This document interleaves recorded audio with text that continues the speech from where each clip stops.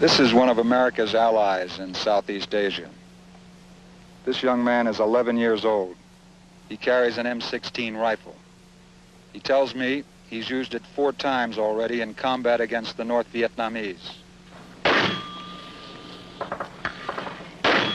This year's biggest battle in Indochina is raging not in Vietnam, but here in the mountains of Laos. It pits North Vietnamese regulars against a secret irregular army, organized, advised, supported, and paid by the Central Intelligence Agency. The key to the battle is a high ridge line. This is the famous Skyline Ridge, the keystone of the defensive position at Long Chen. We're getting mortar fire in here right now from the North Vietnamese divisions which surround this place, which is why everybody is staying so low. In the past few minutes, we've had mortar rounds land within 15 yards of here. I know it, we're damn close. Well, you've been getting 2 rounds, 3 rounds every 10, 15 minutes. How many kids do they get? Though many of its recruits are under 16, the secret army has been the toughest force opposing the communists in Laos. Now the North Vietnamese are making an all-out effort to destroy it. This week, there is still heavy fighting around Long Chen.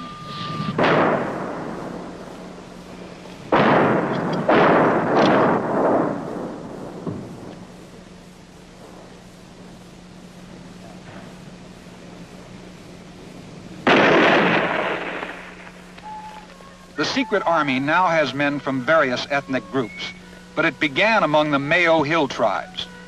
The Mao, or Hmong as they call themselves, are a fiercely independent people who thrive in the rugged highlands. Today, most are refugees, clinging to those patches of the mountains still under government control.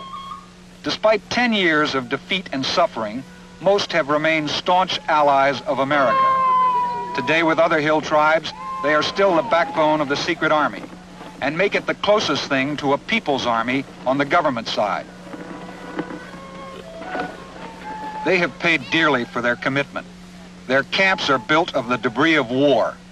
They move constantly, shifting locations as the war sweeps back and forth across their mountains. At each new spot, they dig in to await the next attack. When there's time between moves, they still plant their opium poppies.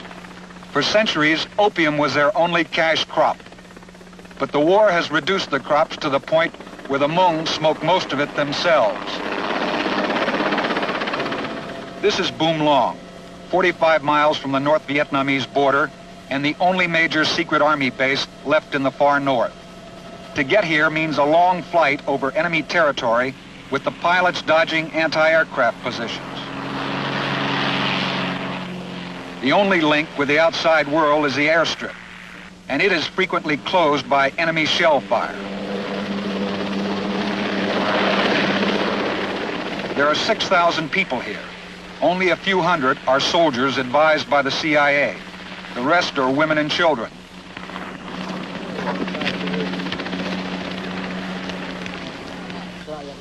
Boom Long is called the fortress in the sky, and it's a fortress under siege. The people spend most of their time repairing the damage from the last enemy attack and digging deeper for the next one. The local Hmong commander requires each family to dig and maintain its own bunker. Casualties have been high, including hundreds of civilians. Manpower is so scarce that some positions are guarded only by straw dummies. Because of its strategic location, the Hmong and their CIA advisors are determined to hold Boom Long as possible. That may not be much longer. Each year, the enemy assaults become heavier. The defenses are littered with the bones of North Vietnamese soldiers who have died here. This week, the Secret Army has been using these positions to attack enemy supply routes. The object, to relieve pressure on Long Chen. If Long Chen falls, Boom Long will almost certainly be next.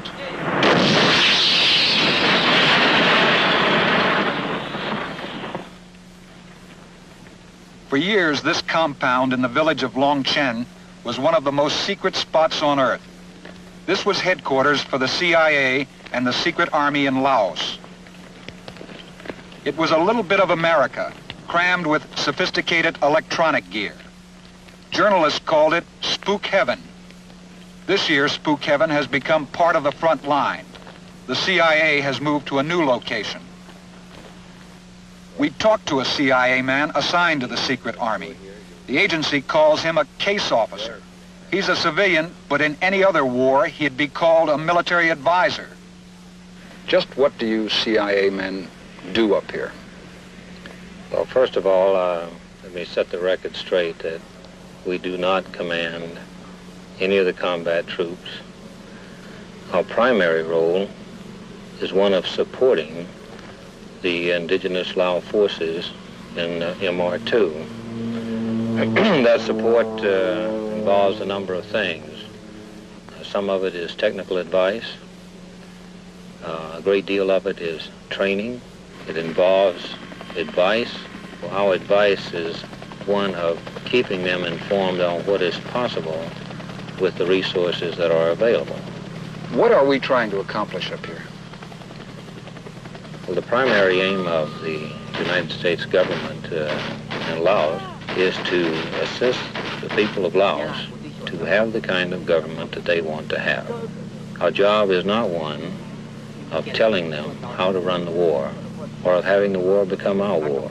Our task is one of working with them, training them, advising them, letting them make the decisions that they believe are in their national interest. And so far, we have been able to conduct this with very, very few Americans.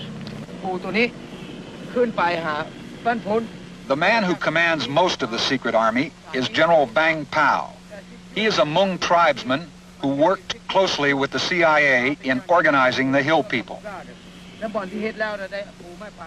Today, along with his Secret Army role, he also commands all Lao forces in the most crucial military region.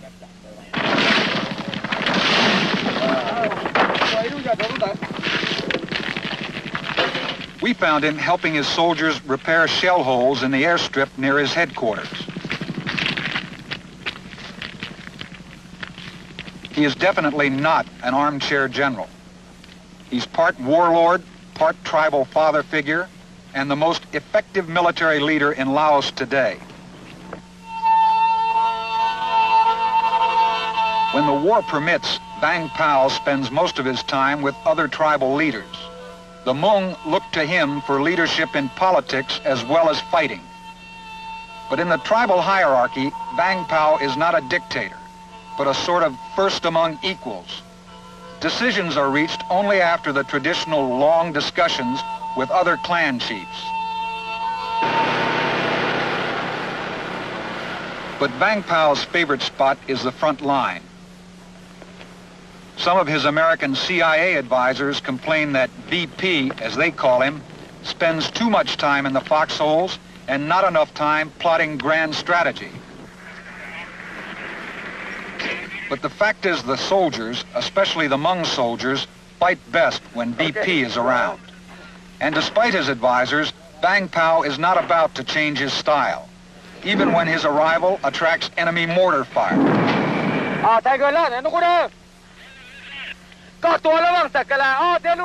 Vang Pao likes nothing better than playing the role of an Oriental George Patton and personally directing counter-battery fire.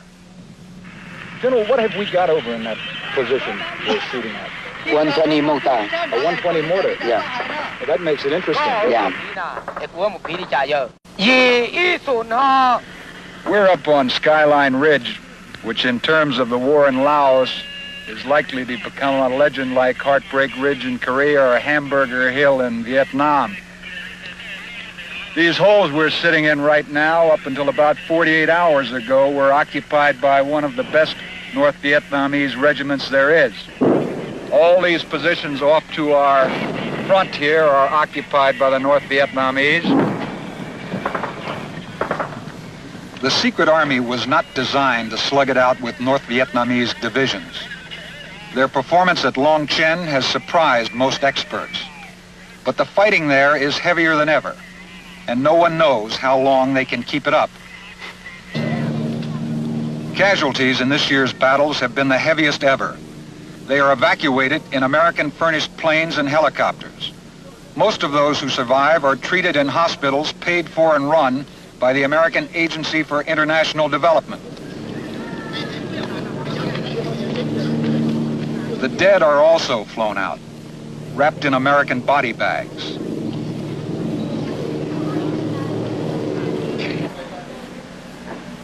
The lightly wounded can expect to be back in the front lines quickly. They can also expect a visit from General Vang Pao, who tries to make sure they get the best care available. Frequently, he is accompanied by an aide-de-camp with a briefcase full of money. Vang Pao and his men received their money direct from the CIA, bypassing the corruption that plagues the Lao regular army. By Lao standards, they are very well paid. Critics have suggested that the rice and money from America are the secret army's main motivation. No amount of money or rice or medical treatment is going to get any young man to stand up and fight the North Vietnamese and run the very high risk of being killed or maimed for life. Because remember, these are irregulars. They're very much like we had in the Revolutionary War in our own country. They volunteered in and they can volunteer out. The Hmong attitude is that this is his homeland. They're here and they're fighting because this is their homeland. They lose this and there's no place else for them to go. But each year, the Hmong homeland shrinks. The battles are bigger, the casualty list longer, and there are signs of weariness among the hill tribes. Vang Pao spends a lot of time visiting the isolated Hmong settlements, trying to boost his people's morale. Except for the small local garrison, there are usually few men present. They are all away at the front. One of his unpleasant duties is to inform wives and mothers that their loved ones are dead or missing.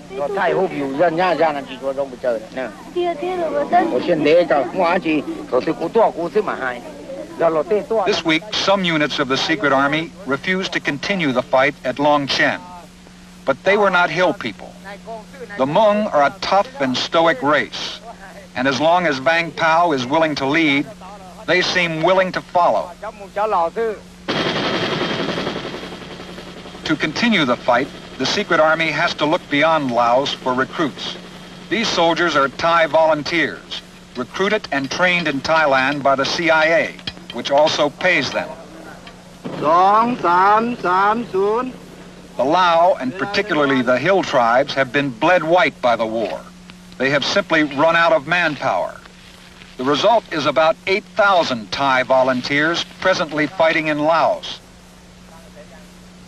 Some senators claim this violates a congressional ban on mercenaries being hired to fight in Southeast Asia.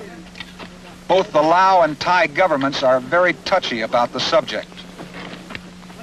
The volunteers have taken heavy casualties in the recent fighting.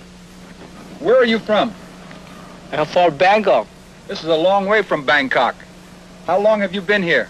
1 year. You've been here 1 year? Yes. You fight the North Vietnamese very much? Yeah. I work here 1 year, but I think it's very long. It's same 10 years.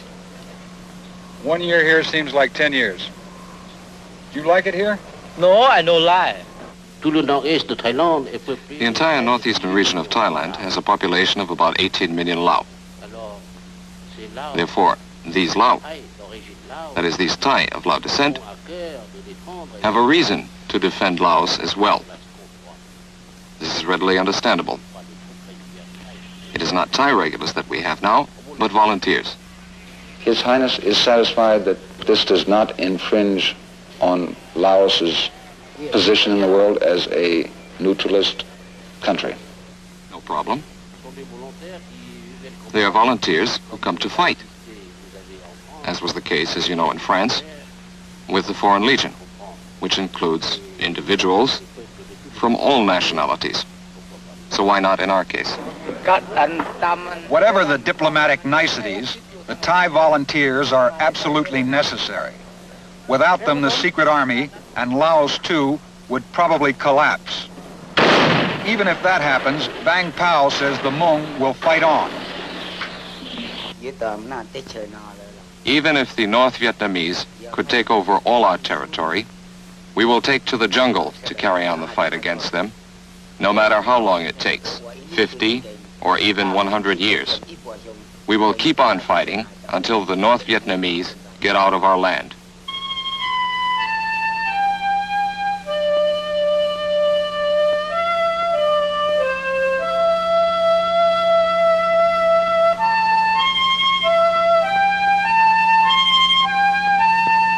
These days, Bang Pao seldom sees his home or children.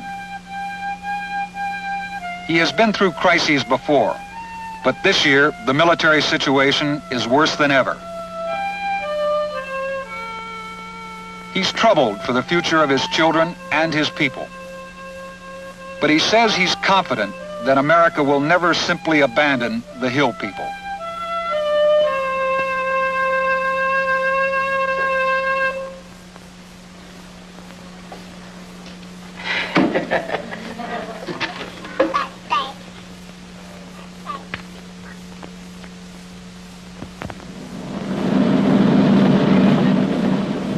For the civilian charter pilots, the war begins at dawn, when the engines start turning at Vientiane Airport. Air America alone carries 12 million pounds of cargo and nearly 10,000 people out of Vientiane each month. Their destinations are diverse and often dangerous.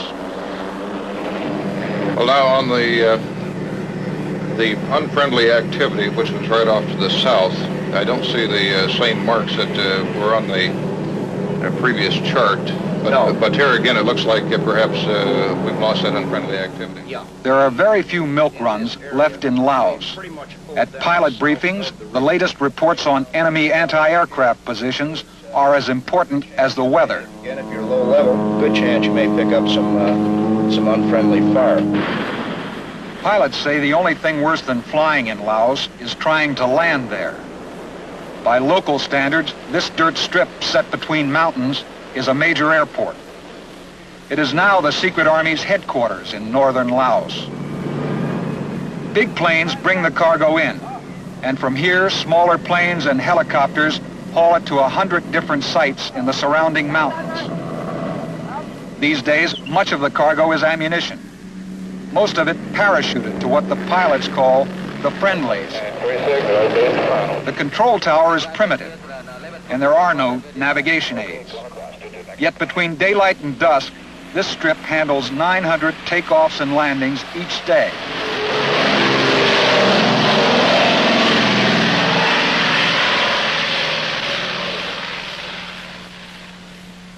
Some of the planes end up like this. As one pilot said, Air America is not exactly like flying for Pan American out of JFK. This was one of Air America's major operations centers until the enemy overran it. The combination of danger, superb flying, and exotic locale, plus a tradition of secrecy, has led to some highly sensational reporting about Air America. Its pilots have been called America's Flying Foreign Legion and the Lord Jims of Laos. What is Air America? Well, it's the same thing today that it always has been, and that is a charter air carrier whose major customer is the United States government. And it's nothing more or less than that. The average age, by the way, is 43 out here, so that they're not a bunch of apple-cheeked youngsters who are looking for big thrills. Most of them have already had their thrills. Each season, it gets worse. as an example, we're within 15 minutes now of an area last year was like a rest center. This year, as you know, we've already had one airplane shot down. What's the worst thing about flying out here? The mountains, the weather, or the bad guys? It's a combination of all three. We have three distinct flying seasons.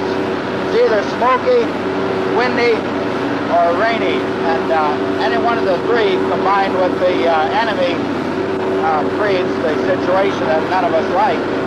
So you don't really have a happy season? No, there's not. How long do you plan to keep this up?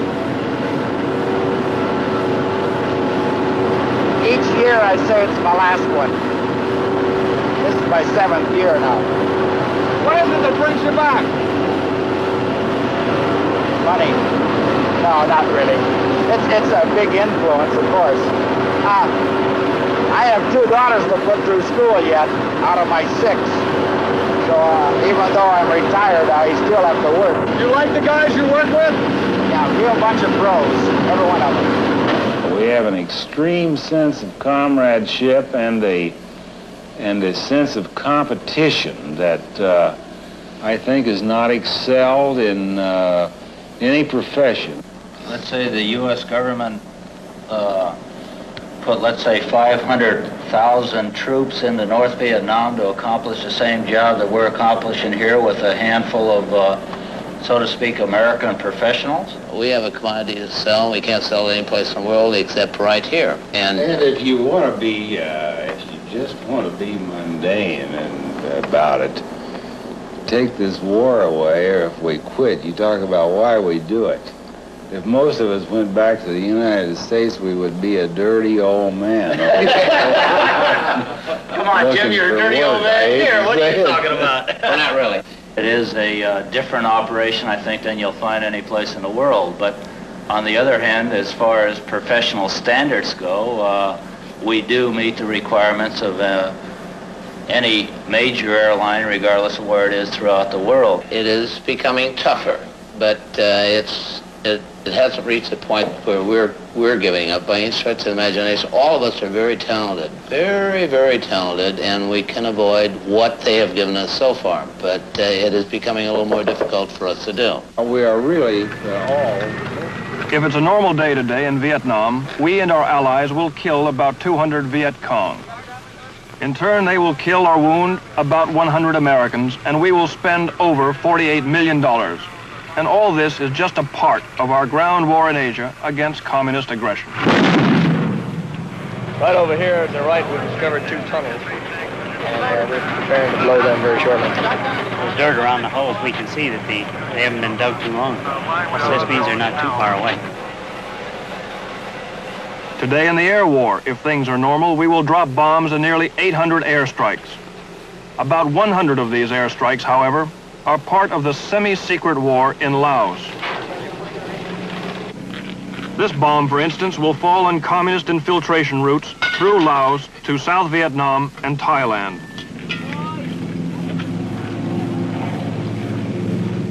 Like the bomb, the plane, the equipment, the rockets, the war itself is American-made, supported, supplied, or directed.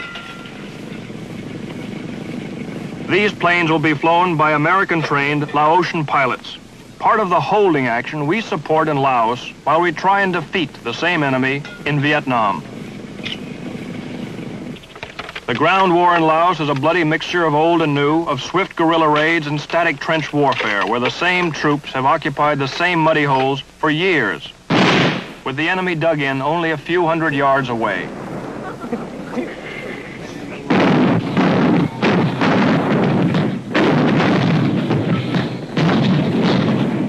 Despite 2 formal peace treaties, the guns really haven't stopped firing in 12 years, making this Asia's longest continuous shooting war.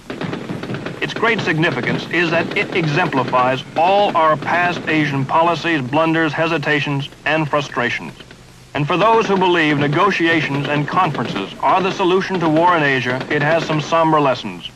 Since 1953, tiny Laos has probably been negotiated over and conferred over more often and by more people than any spot on Earth. This is the result. The tragic war in landlocked and impoverished Laos is less an ideological battle than a problem of simple geography.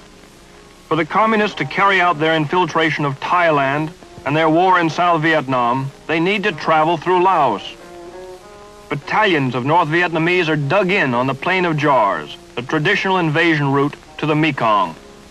Chinese engineer battalions are building roads towards the border of Thailand from China's Yunnan province. 50,000 North Vietnamese move supplies down the Ho Chi Minh Trail to South Vietnam. Communist supplies are moved from Cambodia to South Vietnam along the Sihanouk Trail. The fight to stop this aggression is part of the battle for Asia. Tonight, Laos, the forgotten war. Ted Yates, NBC News, reporting.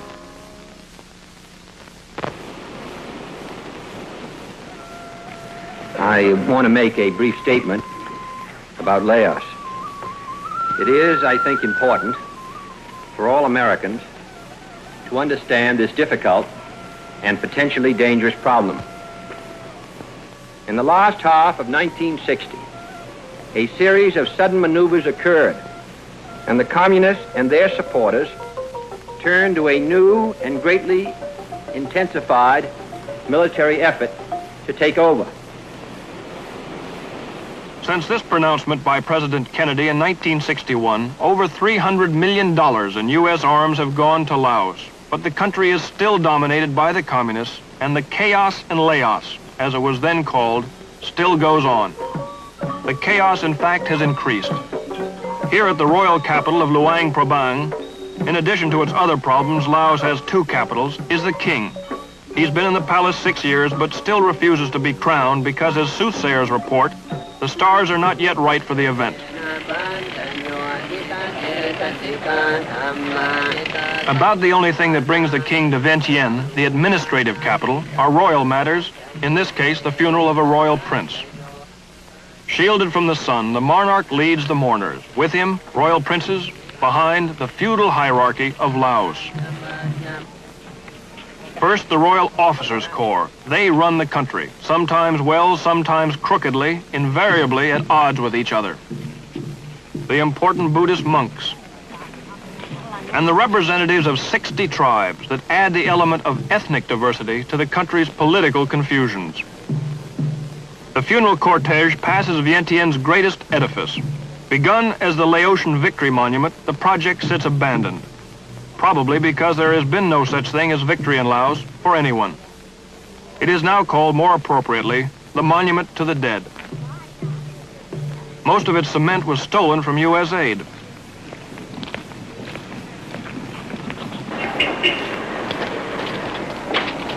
Royal funerals are one of the events that attract all of Vientiane's diplomatic corps, one of Asia's best stocked. Among the world's great fantasies is Laotian neutrality. But this myth enables all the enemy diplomats to mingle socially, including those fighting the hardest in Laos. Both North and South Vietnam attend a day's funeral. And bedecked in proletarian finery, the jaunty dean of the diplomatic corps, the communist Chinese ambassador. When I use a word, Humpty Dumpty said in Alice in Wonderland, it means just what I choose it to mean, neither more nor less. In the fantasy of Laos, the word neutrality is used much